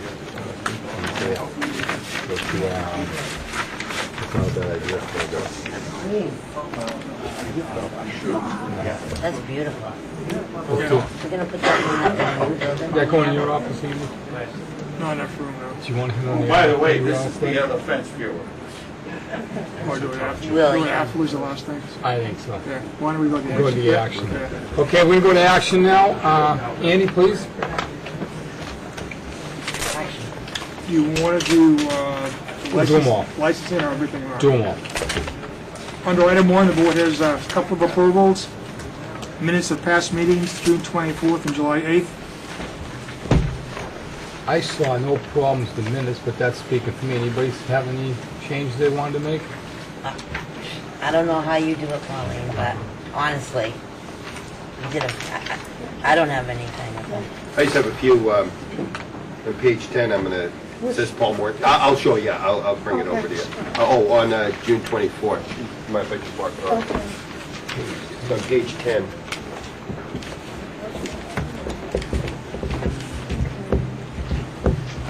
The fourth paragraph down, it says Paul Mortensen said he's comfortable right now. I think it was Sam Perkins said that. Okay, all right. He said that it wouldn't affect litigation.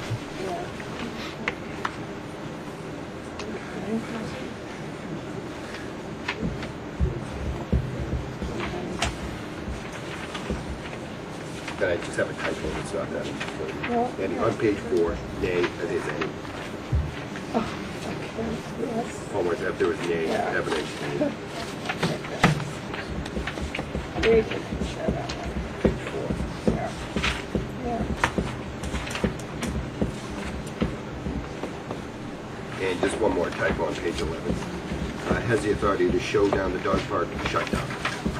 Basically. Showdown, that would be good. I like that though, a showdown. It's almost like a showdown. Okay, right It should be shut.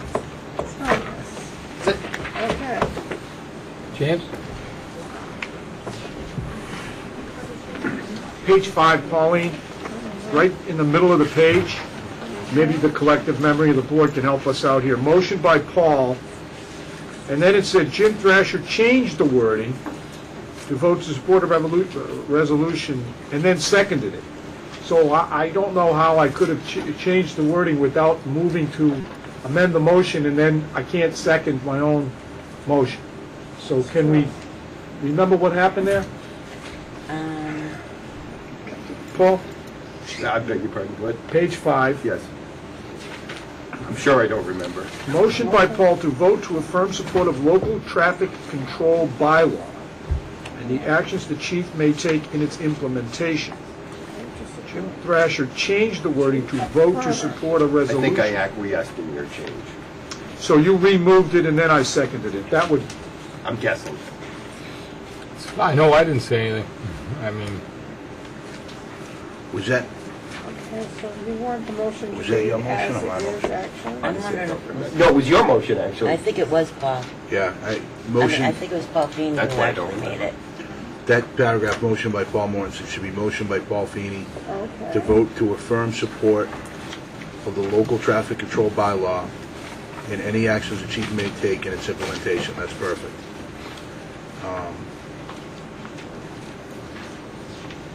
I think Jim might have asked for a clarification. And then seconded the motion.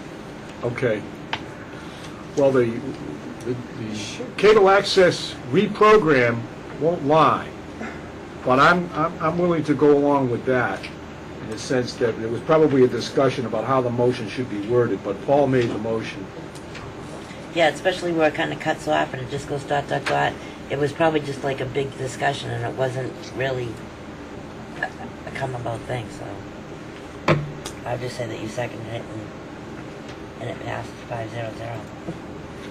Basically.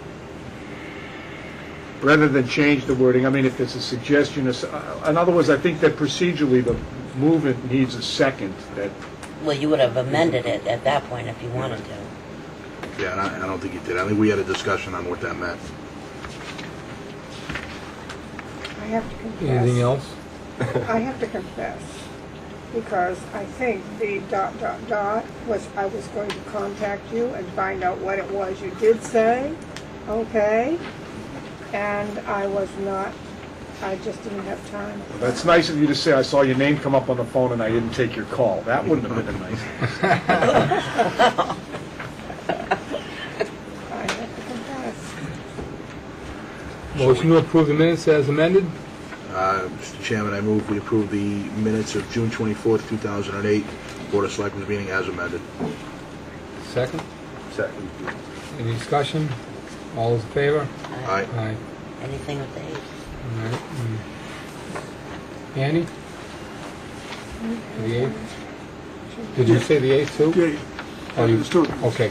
I didn't know you, Did you make the motion for the 28th? I just did for the first Yeah. one. that's what I thought. We moved to, all right, so, anybody have any, I didn't questions know. on the July 8th minutes? Yeah, just on page 4, first paragraph, 4 lines up from the first paragraph. I think it says, I said, but the town has been working with Inventus on the contamination issues. Excuse me, 4, Fourth line from the bottom of the first paragraph oh, okay. on page 4. All right. That might have been said. I don't think I said that. Maybe if we can just strike where it goes from, but the town has been working with Inventus on the contamination issues. Oh, okay, all right. You want to strike that last half of the sentence? Take out but the town? Yeah. Okay. And then I have a question for the group, which is, on the next paragraph, the conversation was somewhat confused, I must admit, but we were going back and forth on the Crack Rock Dam and culvert. I think we were talking about fixing, gee, would they fix the culvert? I don't think you were talking the dam, right? Not the dam, no. Which I think then, when, in that paragraph, 1, 2, 3, 4, 5, maybe 6, 5 lines from the bottom of the second paragraph, it says repair the dam, referring to the Crack Rock Dam. I think it should be culvert. This is Andy Galler explained, Repair the... going on, repair the dam. I think it was repair the culvert. Yeah. Yeah, we were always talking about the culvert, yeah. That's all I have on that. Anybody else? Maybe it should say the conversation was confused on that point. Mr. Chairman, I move we approve the Selectmen Meeting minutes of July 8th, 2008 as amended. Second. All those in favor? Aye. Jane? Andy?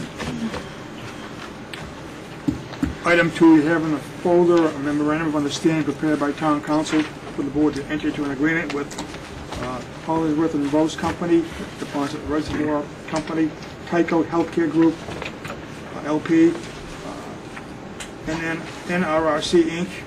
and Invensys Inc. Regarding the acceptance of the Deposit Reservoir Dam. A question for that, Sure. Mark, is in anticipation of the 4 law firms coming in and chatting with us, I've called them and asked them a few questions, one of which was, when I got reading this in the 4th paragraph down, it talks about the Concom. I know we have some of the Concom here, maybe they can help us as well.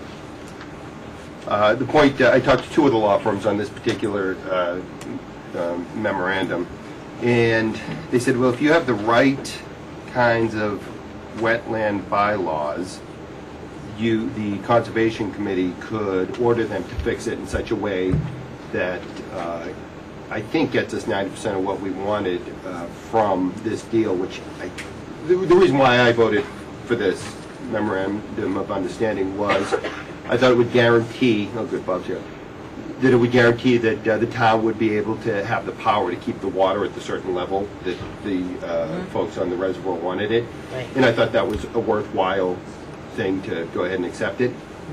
But if it's possible that the Concom can order them to fix the dam such that it keeps it at that certain level, it'd be nice to, know that and say, well, hey guys, you can't fix it such that it's only 3 boards. It would have to be, 6 boards pursuant to the Concom. So my suggestion is, could we have the 4 law firms, if they come in next week, chat with us about that? I can give them the bylaws and they can tell us, gee, yeah, Mortensen, you're all wet, or Mortensen, you're right, the Concom could do that. Is that worthwhile? Basically, what you suggest we shelf it for a week? For a week. Anybody have a problem with that? I think that we need to ask, I see Bob Hickey's here, and Dick Gellerman, Bob Bodie, the folks that have worked hard on this to get it to this point, I believe, are here because we were going to sign off on this. Yeah, I think it'd be worthwhile just and I think maybe we should ask them. I don't know what the other 4, I don't know about this. Other 4, reaching out to 4 of the law firms about it. I'd never even thought of doing that. I don't know. Well, I think it's an interesting interview process myself. Why not get free advice? Well, we've gotten advice, and I think that this team has worked a lot, very hard on this to get to the point where we are, and I guess you could ask your question of either Bob Bodie or Dick Gellerman, or sure, they're all here. So. Before we do that, why don't we see what the board thinks? I hear Linda's point of view. Paul, what do you think? I'm interested to hear. I said last week I think we need to act quickly to protect the neighborhood, but I'd be interested. I'll just succinctly stated, Bob and Dick, is that the principal reason why I voted for the agreeing on the memo of understanding was I think it would allow the town, guarantee the town's ability to keep the water at the certain level that I think is appropriate, and I think we all agree to that. So in chatting with some of the different law firms who are going to come in on the RFP RFPs, whatever it's called. I said, oh gee, I was noting as I was rereading this that the Concom has to give some, it's okay on fixing the dam. Does that mean the Concom could require them to fix the dam in such a way that it keeps that high level, and does the Concom then also have control to say, no, you can't, release the water to bring it to this lower level? And if the Concom had that ability, I'm like, hey, great, maybe we can, get to where we want without having to maybe throw in the $100,000 of the NRRC money. But just, the NRRC money is not your money. So this agreement has nothing to do with you. This agreement is your agreement as far as a gift you put on the warrant. The private parties that are participating, Tyco Chemical, NRRC, and H&B, and Invensys, that's not town money. And that financing piece of it has nothing to do with the town. Taxpayer dollars not involved. So as I come in here, I didn't realize this was an agenda item. I'm very happy that I did leave my Foxboro Cable Access Group early to come here for this. I'm curious if we could just take a step back and help me understand what the issue is. I feel as though I've walked in on something. Oh, sure. No, and you have. Big secret meeting. It's actually action, Bob. So now I'm here, so perhaps I can help out and be sorts of information. Yeah, no, I mean, it's just simply a question. As opposed to walking in and feeling as though something strange is going on. Paul, if I can make you try and clarify this, Paul has had discussions with some attorneys that are on RFP for the town of Foxboro about this matter, and he's raised some questions to them that they found intriguing and gave him other options other than basically this agreement. No, I just even more fairly stand. I'm just asking the question. Do we know whether or not the Concom, did they have to come before the Concom to get the permit to fix the dam? Yes, they do. And the bylaws that we have in town, do you know whether or not they allow the Concom to mandate that it's built to, and I'm stating this very imperfectly, I know. We would not have entered into this agreement if the dam would not have been replaced to its full capacity. Why would we have done this if the dam was not going to be fully repaired? I fully respect your desire to get additional information. But we've been working on this for 20 months. I assure you that this agreement would not have been signed or proposed had it not met our needs. And our needs were simple: to keep the water levels high, to keep the cadmium encapsulated, and to ensure that we did not have a health issue downstream, and also, secondarily, to provide a recreational resource for this community for the entire population to enjoy, to restore it back to a condition it was maybe 30, 40, 50 years ago when it was actively used as recreation. In places such as the Fish and Game were able to use it, and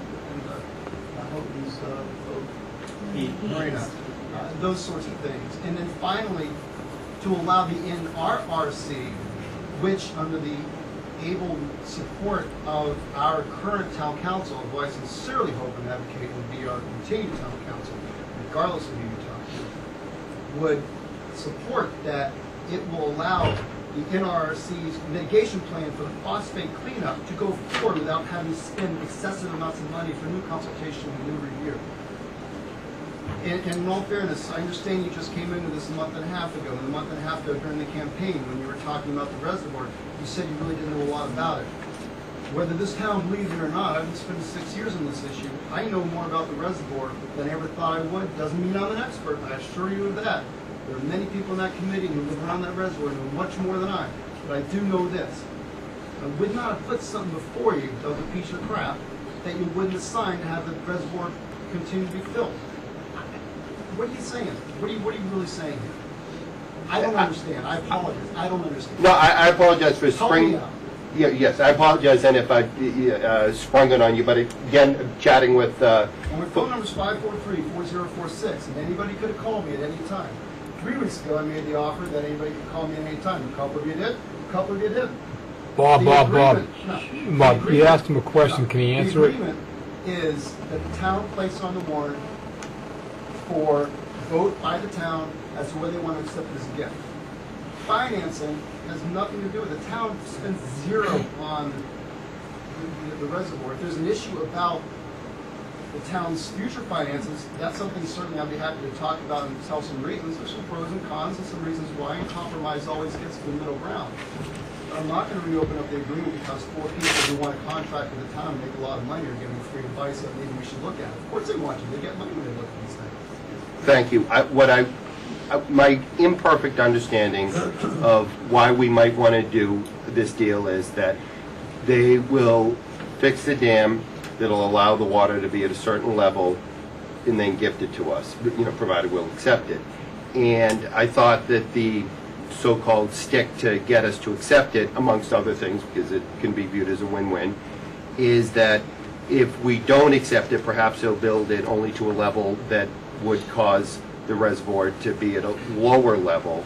So that was my understanding. I don't know if that's an imperfect or wrong understanding. That's one of the risks. If we do nothing and choose not to participate, then Hollingworth and Bose can do a number of things. And Mr. Bodie maybe you can address that better than I, as to what some of the options are as far as decommissioning the dam or repairing it to a maximum outlay of $435,000, and then whatever happens after that happens. Well, my understanding is that if they do not repair it to the full maximum, they will let it go at the much lower level and not repair it at all. And it's a dam, excuse the expression, but it's a dam safety. It's a state issue. They came in and said that the dam was unsafe, and among other dams in town, and they're requiring the town or the owners of dams to fix them. They do not have to fix them to a standard of excellence. They can breach them, as we're talking about breaching the upper dam that's on our property. Instead of fixing it to the maximum, breach it so it can never overflow and harm anything downstream. That's their option. And as we know, the ECR won't look at the issue of airborne contaminants until it becomes an issue. They refuse to look at the potential for a problem because that's the way state government works. They'll be happy to look at it after it becomes a dry area, and then they'll look at conducting testing and looking for help. So my question though simply was, if they're under state mandate to fix it, they have to make it safe, and by making it safe, if they lower the boards, it's safe because there's not a large amount of water pressure on the dam. So it's safe. Okay, so the dam is safe, but there's a host of other public safety issues that would happen. Well, that's true, but that's not their issue. They own the dam. Right. So my simple question was, does then the Conservation Commission, which have the raw power to say, no, you can't lower it because you have the power under wet? We have certain restrictions that we can impose on them, but that is not one of them because it falls under from my understanding, is the state dam safety regulations that control that. So if they rebuild it, they have to build it to certain standards, and then the water level can come up. But if they do nothing, basically breach the old dam, that's it. Got it. So my question was, all I had was a simple conversation with 2 of the 4 law firms. They didn't purport it to be, this is the way it is, because they said, well, geez, the state law, they could probably do, the bottom level, whatever it is, the cheapest fix.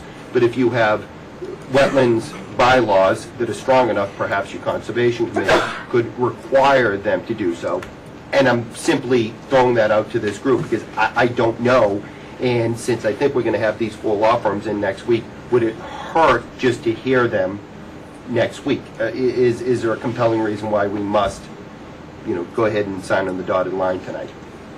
That's it. Simple. Again, Mr. Selectman, this is not your agreement. This is your agreement as far as putting it on the warrant. That's all we're asking the board of selectmen to do is to put it on the warrant. We can also go out and get signatures that are placed on the warrant and forget about it. This is supposed to be a big win. Our board started this process almost 2 years ago. Our board responded to people, and for you people to bring it up here off the agenda, I find very, very odd. Bob, you don't have to be flippant about it, Bob. It's an action item. Come on, Bobby, I'm asking you to stop. Bob, right. you spent many years in this board. It's an action item. I've never seen the nonsense. Bob, it's an action item that we have to discuss. Are you saying that? No, but are you saying that any selectman here doesn't have the right to discuss these action items that come before us? No. Yeah. You just said that this was brought up off agenda, and it's not. It's an action item, It's Bob. already reviewed as an agenda item. If you're going to put it on the agenda, that's fine. I'll respect that and I'll leave. And I'll come back next week. But we're going to have 60 people here, and we're going to have the discussions. And at the end of the day, all we're asking you to do, very kindly and politely, is to put it on the warrant so that the townspeople can have a vote. As Mrs. Thrasher said very succinctly last time, what happens between now and October as far as the ability of H&B to work with the town to create a solution for Crack Rock Pond Dam, which I've been working on at your guys for the last couple of weeks, will play heavily as to whether the selectmen support this. Also, I would assume that between now and October, whichever one of these 4 fine firms you hire to replace the Able Services, the Elder, and the Butcher, will be able to give you great support and advice as to what a better solution would be, or they'll be able to give you the support that the solution we haven't identified is valid. Either way, that's fine, and that's certainly under your purview, and I expect nothing less. That's a good thing for your board to do. All I'm asking for tonight is to allow us to get started. If you don't, then we can't start the permitting. We've got the escrow account set up, ready to go. We can't start that. My fear is, and this is legitimate, that a decision made by this board that is going to be invalidated the following week leaves us in the community with a sense that we don't have a lot of direction, we don't have the ability to bank on what you're saying. All I'm asking is that you follow through your vote last week, sign the agreements, so we can go off and do the other things. I've represented the NRRC here, who's going to take those documents, take them back to her board, they will sign them, deliver them out to Attorney Gellerman, who, by the way, are also serving as attorneys for the NRRC and doing a great job of it. I would ask that this board simply follow through on the vote last week. If you wish to have offline discussions and bring it up as an agenda item, as Mr. Feeney says, you certainly have that right and you have every expectation. That signing the agreement you already voted on is different than that. James? Yes. I'd like to make a motion that we execute the memorandum of understanding that was circulated dated July 22, 2008, in accordance with our vote at our last meeting. Second. Discussion. Paul, you raise a good point. It's a point that we have discussed a number of times, which is what happens if it doesn't pass town meeting. And I think between now and then we'll work to get a definitive answer as to whether or not there is other authority that can require the owner of the dam to maintain the water level in its present condition. I think we did make a commitment to move forward with the memorandum of understanding. Bob's working on the outside issue that's really not a part of this. But I think it's appropriate, and if we want to talk about how we want to conduct interviews, maybe we want to take that up under new business. Any more discussion?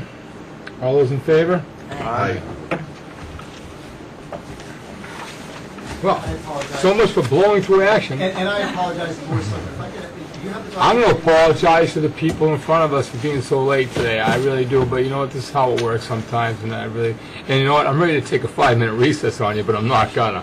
So, all right, Andy. Item 3, there will be constable renewal. Gary Carlson has made application for reappointment as constable.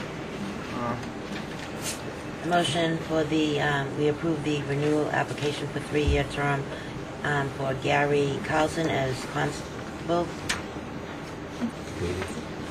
Second. Any discussion? All those in favor? Aye. Andy? Item 4, you have before you for approval a number of licenses for 7 new businesses that will be located at Patriot Place. The licenses include common victuals licenses, 7-day entertainment licenses, and Sunday licenses. They are for Bar Louie needs a common victuals license, Showcase Cinema needs a common victuals license, Showcase Live needs a common victual license, Tastings Wine Bar and Bistro needs a common victuals license and an entertainment license, Davio's Restaurant needs a common victuals license, entertainment license, and a Sunday license. Red Robin Burgers needs an automatic amusement license and a Sunday entertainment license. And Skipjack's Restaurant needs a common victuals license, entertainment license, and a Sunday entertainment license. Okay. All the applications have been completed, are in order for the board to approve. And over the next week or two, these businesses are going to be opening and we'll need the licenses to open. Make a motion to common victuals license to the Bar Louie as dated July 11th, 2008. Second. All those in favor? Aye. I make another motion for common victoria's license for Showcase Cinemas as dated July 10, 2008. Second. All those in favor? Aye. Make a motion to Showcase Live common victoria's license dated July 10th, 2008. Second. All those in favor? Aye. Make a motion Tasting Wine Bar and Bistro common victoria's and 7-day entertainment license. Second. All those in favor? Aye. Make a motion to Darby's Restaurant, common victoria's license, 7-day entertainment and Sunday entertainment license, dated July 11th, 2008. Second. All those in favor? Aye. Let's see, and then Red Robin's, make a motion to Red Robin's Auto Amusement and Sunday Entertainment license, dated July 11th, 2008. Second. All those in favor? Aye. And Skipjack's, make a motion for Skipjack's common victoria's license, 7-day entertainment license, and Sunday entertainment license, Second. dated the 10th.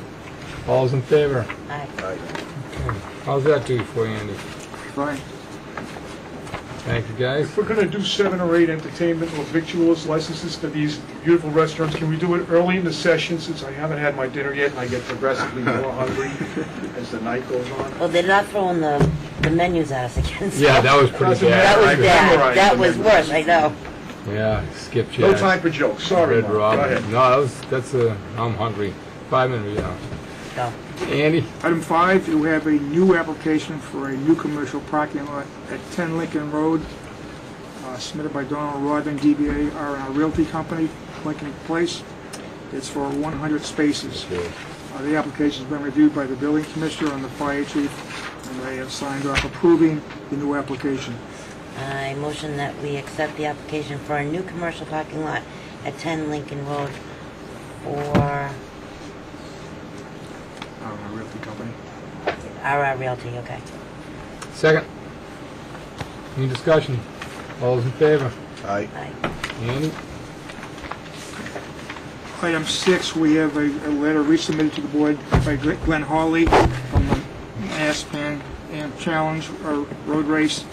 They have changed their route. As the board may recall, they sent a letter in to the board several months ago asking for the installation of permanent signs for the bike route. And we had some concerns about safety. Right. So they have restructured the route. It's been reviewed by Mr. Swanson, the highway superintendent, and he approves of all the sign locations. Well, I guess it came back to us. I'd like to make a motion that we approve the permanent road signs for the Pan Mass Challenge. I believe there's 5 of them in total. Yes. Prospect Mill, South, North Road. Second. All those in favor? Aye. James, I skipped discussion. Did you want discussion? No, Uh, I'm gonna vote against it. Can we revisit this real quick? Because I think James needs I don't need to discuss. discuss it, I think we talked about increasing signage, and I appreciate that Glenn contacted Bob, and Bob said, okay, I'm okay with the signs, I'm Had enough signs? trying Well, to I know. limit the signing. It's a good point. I went along with the Well, turtle signs. We and they think. We can revisit that, James, because I didn't ask for discussion. Do you want I discussion? could have discussed it, Mark, no, I assumed it would pass, and I decided at the last minute that I wasn't gonna vote for the signs. Next meeting. That was 4-1, Pauline. James. Request from Chief O'Leary asking the board's approval to support Foxboro Police Department and the partnership for drug-free Foxboro to use the Common on Tuesday, August 5th for the National Night Out Against Crime. It's an annual thing. It's a good thing. Especially if you got young children. They do identification for your kids' footprints depending on their age. So if you have young children, you should really get involved with that, especially in today's world. But I'll make a motion to that the Foxboro Police use the town common on Tuesday, August 5th, 2008 for drug-free Foxboro partnership on August 5th, sorry, 2008. Second. Any discussion? All those in favor? Aye. Aye. Andy? We have a number of donations for the board to accept for different departments. I think Excuse we've me, got we're another getting Jeff Willis request for the common. for the 15th. Before I get to that. Okay, Thanks for sorry. reminding me. We have a second common request for August 15th, 7 p.m. A group of high school musicians want to present a concert on the common on that evening. I make a motion that we allow Jeff Willis request to use the common on 8/15/08. They don't have a name for the band yet, but they're working on it. But it sounds like it'd be entertaining. I'd suggest that if the board approves the use of the common for this concert, that they speak with the chief and adhere to any conditions the chief wants to put on it. Yeah, I didn't see an ending time on here, so that concerns me. It just has a starting time of 7 o'clock, but it didn't have an ending time, so that I was... thought I said that in my motion, that any concerns by the chief of police should be rectified before signing. Was the motion seconded? No. Maybe second the motion and then discuss it, or you want to? We can do a motion. I'll withdraw my motion while we go from there.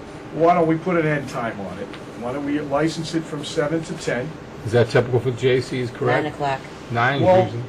Is it The 9? JC's, for the JC's it is. That's up I to don't you think what that you do. there's, if you're going to play these, license these numbers, so then why don't we give them the opportunity to play, and they have to pack up and the other things. And I think one of the concerns would be the volume. So we want somebody to be able to say, guys, it's a little too loud, since it is on the common. I'll go. Although some of the choices are excellent. My brother-in-law will attest to that. So I'd like to make a motion that we allow Jeff Willis, Derek Bode, Jason Moshera, and Tim Driscoll to use the common on August 15th from 7 p.m. to 10 p.m. for a concert, and to abide by appropriate conditions as imposed by Chief O'Leary. Second. Any more discussion? All those in favor? Aye. Go back to item 9, the donations submitted to the town. We had a check for $500 submitted by Lakeview Pavilion to the fire department. On that one, we did discuss, last year, we had a conversation about businesses making donations as opposed to service clubs and charities. Is there a particular reason why this business is donating to the gift fund? Does anybody know? I believe they've done so in the I past. thought they, have done this before. They have done. Maybe they had, but remember last Yeah, I do. year, Yeah, at there some was- point, That was there Dunkin' was Donuts. a business It was- coming in and making a donation. Yeah. Sometimes it's good to know whether there was a service call, or are they taking donations, or why would a business be making a donation Well, to the Lakeview gift fund? has a certain amount of money every year that they donate to so many different charities, so I imagine it's just part of that whole charitable organization, because if you read the check chain, it says Lakeview Pavilion Charitable Foundation Corporation. Right. You know, and I think it's a good amount of money every year. They do the library, they do the fire, the police.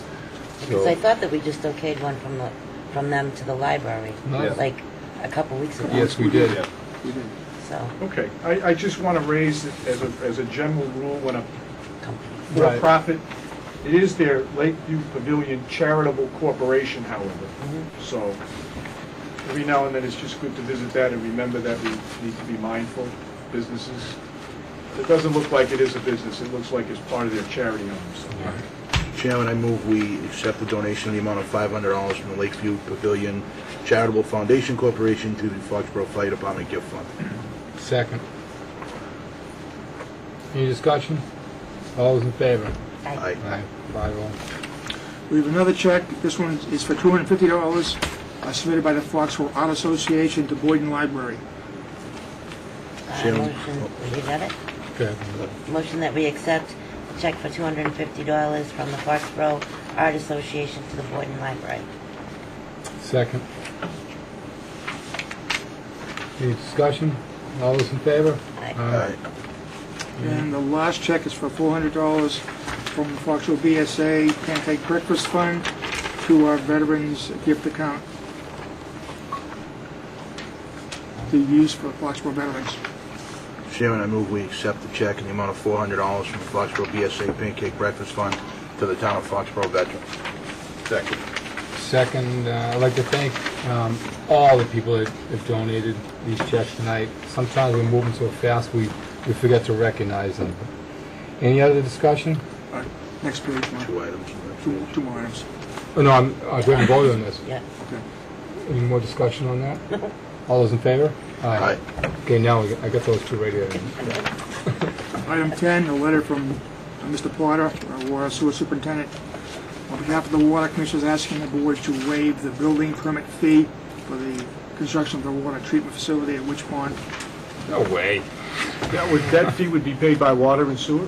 Yeah. You should have asked us when he was here. Make a motion that we waive the permit for the water treatment facility at Witch Pond Estates as requested by Board of Water and Sewer Commissioners. Second. Any discussion? Do we know how much the fee would be? Yeah, it's a cost of construction. It's based on a percentage of that. It's our money. Bill's here. We don't really How much is it, Bill? Other departments. So we're talking 6%? We raise the water rates considerably.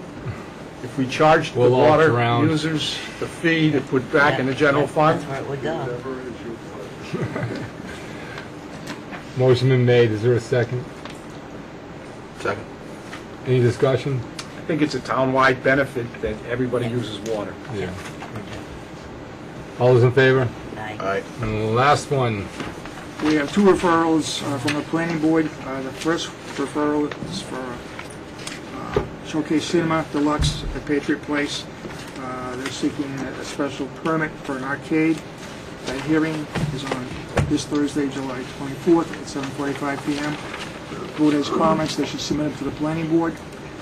And the other applications for a public hearing special permit for Witch Pond Treatment Facility. That'll be held Thursday evening at 7:30 p.m. Okay. That's just on information. Okay. All right. I'm bringing it back to 8:15. Town manager, dog park relocation. That's how the meeting's been going for months, ladies and gentlemen. I will say this much. If this goes on beyond 10 o'clock, I will take a recess. So keep it in mind. Everybody like to come forward, please? Chairman, you're going to go, you're going to do the 8:15 item, not the... you're gonna do the Yeah, 8:30 I item? requested by Andy. Not the 8. Yes. Okay, well, I'll be right back. You I have go- my dinner clock. All right. I'll just start. He's going to the... We'll be right back. But we're all set. We can stop.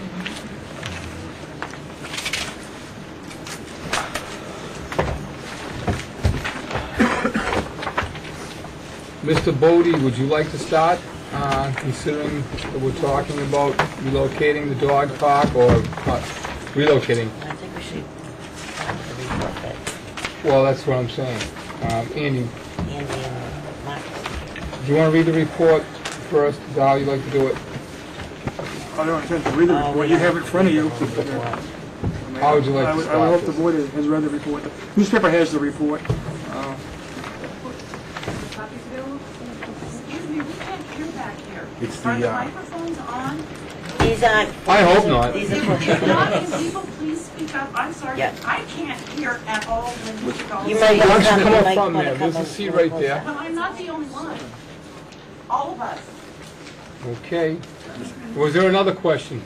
Was- There was... We can Yeah, make we can make them. Rip some off, yep. Yeah, we can make copies.